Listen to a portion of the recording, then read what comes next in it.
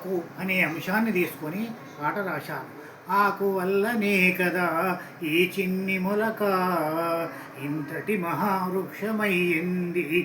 ఆకు green signal ఇస్తేనే కదా తీగ ముందుకు సాగేది.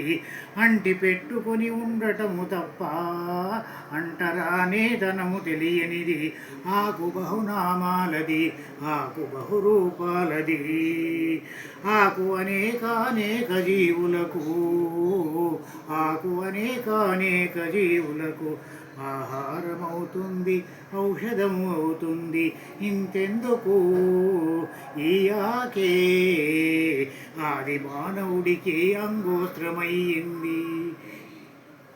ఆది మానవుడికి అంగోస్త్రమయ్యింది ఆకు.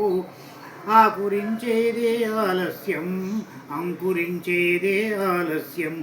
ఆకు చుట్టాకయ్యింది, తంబాకయ్యింది, తమలపాకయ్యింది, పులి ఆకు అయ్యింది. ఆకు అంకురించేదే ఆలస్యం, ఆకు చుట్టాకయ్యింది, తంబాకయ్యింది, తమలపాకయ్యింది, పులి ఆకు అయ్యింది. అంతేకాదు ఆకు తులసీదళమయ్యింది, ఆకు తులసీదళమయ్యింది, మారేడు దళమయ్యింది. తాళపత్ర గ్రంథమై వేదామృతం పంచింది ఈ ఆకు.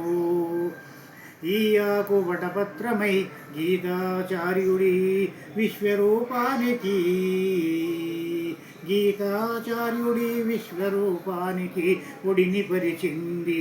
మాటల కందని మహిమగల్ల ఈ ఆకు, మాటల కందని మహిమగల్ల ఈ ఆకు.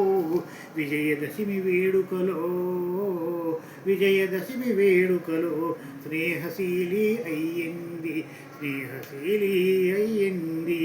ఆకు వల్లనే కదా ఈ చిన్ని మొలక ఇంతటి మహావృక్షమయ్యింది. ఆకు గ్రీన్ సిగ్నల్ ఇస్తేనే కదా తీగ ముందుకు